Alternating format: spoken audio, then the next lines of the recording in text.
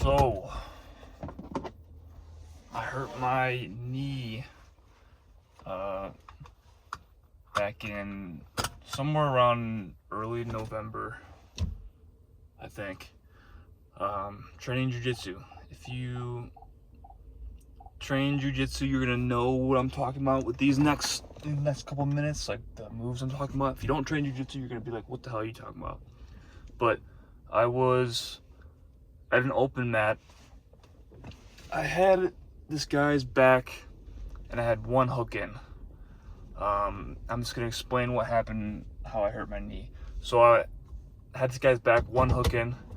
Instead of going for the second hook, I decided to go for a calf slicer. So I had my right hook in, and I slid my right leg all the way through to get the calf slicer.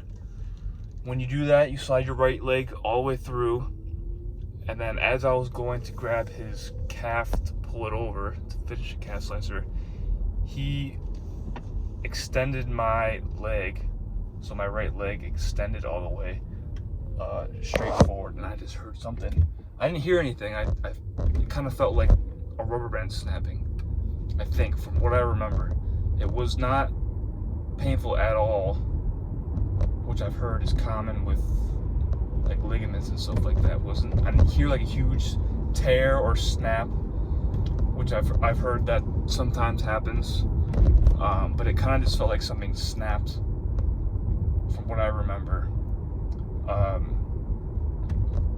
And then I finished the rest of the roll, which is definitely not a good idea. And then I think I rolled a couple more times after that at the open mat. So I think it was around November, somewhere, let's just say November. So November, December, January, February, March. It's been about 5 months. And I remember in the beginning, I'm like, all right, I'm gonna take a month off and I'll be back. And then 2 months off and then I'll be back. Almost instantly I was lifting. I was doing lower body, and I think like the first couple times it was definitely sore. It wasn't like excruciating pain. And during that time, for like probably like a week or two, it was like not excruciating pain, but a little uncomfortable to walk upstairs and stuff like that. And I didn't know what. I never went to the doctor because I'm poor. I don't have a lot of money. I guess I could have gone to the doctor and, gotten an MRI and all that stuff, but I was like, man, I don't have money to spend on this. Like, it wasn't like I couldn't walk, so I didn't think it was that necessary, but I never got it checked out to see what it actually was. And after doing research on it, it's like the back of my knee, like the hamstring, but the outer edge of my knee. So during research on that, what I've concluded, I think it's the LCL. I don't know that for a fact. It could be something in that area that's not the LCL, but I think it's that. But yeah, I've seen a lot of videos. Like, I was looking at a video today and they said, oh, with a lot of LCL injuries, you don't need to get surgery, it just heals after a while. But I'm like, man, when will I be back? Because I can like lift legs, I can do squats, I can bend my knees, and sometimes it's a little uncomfortable. I'm definitely not 100%, because sometimes like if I twist my knee in an awkward position, it's not like I get a shot of excruciating pain, but like it's hard to describe because it's not like super painful, but it kind of just feels like a little uncomfortable, like a little like, oh, that doesn't feel right. So I haven't gone back to jiu-jitsu, but man, I miss it. People who train jiu-jitsu or have in the past, they know when you're out and you're like, man, I miss it so much. I miss learning how to, like, I go to the gym and I lift weights, and you get a good feeling from that. But like when you're at jiu-jitsu, you get done with a good roll and a good workout, you're like, man, you're exhausted from the workout, but you also feel like you learn something new, like you learn how to defend yourself a little bit more. So man, I miss that. I just got BPC 157, which is it's a peptide today. I ordered it online. It's supposed to be good for healing. I don't know if that's gonna do anything. I'll try it out. I don't know if it heals ligaments. Like I said, I don't think it's fully torn because I didn't hear super loud noise. It's not.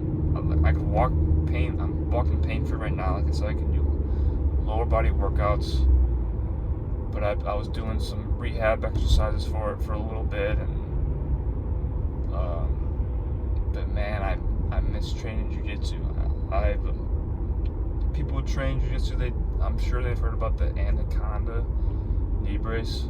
Been looking into that, so once I do get back into it, I think I'll get that. But I'm afraid jiu-jitsu is such an awkward sport. Like you turn your body in such awkward positions. Like for example, like the triangle. I'm afraid I used to love doing triangles, but you're pulling that shin across, and I feel like that will just snap my knee in half if I try that again. So I'm very reluctant to go back, but I miss it. I want to go back real bad. I know I'm not the only one who's this has happened to. Obviously, jiu-jitsu, you get hurt all the time, and I know that people are going through the same thing right now as I am. But that's what happened about 5 months ago. I hope to be back soon. I really want to be back soon, man.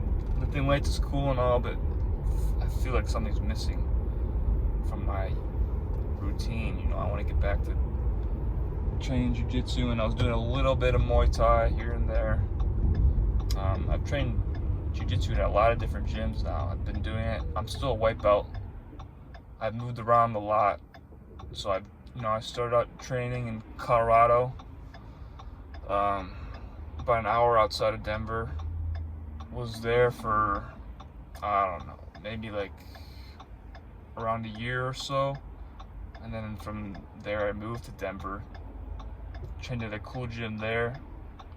And then I trained in Hawaii. I'll go back to Hawaii in 1 second.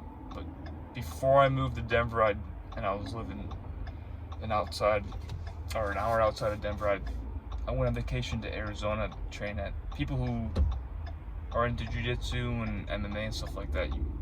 You might know the name Tim Welch. He's Sean O'Malley's coach. I went out to his gym, trained jiu-jitsu for a week, and that was an awesome experience. I had a really good time. And then going back to Hawaii, the gym I trained at there, that was probably my least favorite place. It was cool training in Hawaii, but I remember the coach was not a good jiu-jitsu coach. Like this dude, number one, his classes were like 2 hours, and he was from Brazil, so that like from people I was talking to, they're like, oh yeah, that's how I do it. And some of these schools in Brazil, like 2 hours is a long time, dude. And that was like one of the first things I didn't like about that gym. And then another thing I remember, like the dude would be teaching classes, and then he would just like go talk to someone for 15 minutes outside, and he wouldn't say anything. He would just leave, and and I remember like obviously he was a black belt. He was a pretty big name. He talked about how he trained some UFC fighter, but you could just tell that he's been doing it so long. He didn't really care anymore, it didn't seem like. But he had a student, another black belt, and I remember I was like, man, I wish the student, he was a student, but he was a professional. Like, he was a black belt himself, but I remember saying like, man, I wish you had your own gym. Like, if you ran this thing, that'd be so much better. Yeah, he was just, I remember like one time during class, he was explaining something, and he had an accent, so he was kind of hard to understand, but he was explaining something, and it was just so confusing. He was getting pissed because no one was doing it right. He's like, dude, what the hell, man? Like, why aren't you getting this right? And I remember thinking to myself, like, man, like, this because, like, it makes sense to him. I've been to a lot of different gyms, so I know that all these coaches I've talked to, they talk about, like, an important skill of being a coach is being able to explain it in different ways. Like saying the same thing, but explaining it in ways that everyone will understand. I remember, like, he was just saying it the same way every time. Like, you do this, and just none of us were getting it. But yeah, he was not a fan of his school. I had some good scraps. I remember rolling with some people was a lot of fun, but like that guy in general was not a fan of him. And then I've I went to Thailand for a month, and I think this guy had to have been my favorite instructor I've worked with. I remember, man, I don't remember his name. Andreas or something like that. He was like from France or whatever. He had a heavy accent, so it was kind of hard to understand at first. But this guy, the way he taught, like he taught you such important things and made it so simple, so it made you understand. Like he's the one who taught me the calf slicer from the back. So maybe if he didn't teach me that, then I wouldn't have hurt my knee. But I remember using that calf slicer before I got hurt, like a month or two before that. I hit a calf slicer on this brown belt and I tapped out, so that felt pretty good. Yeah, man, I hope I can be back soon. Like I said, I got the BPC 157. If you guys have had this injury in the past or something similar, let me know down in the comments.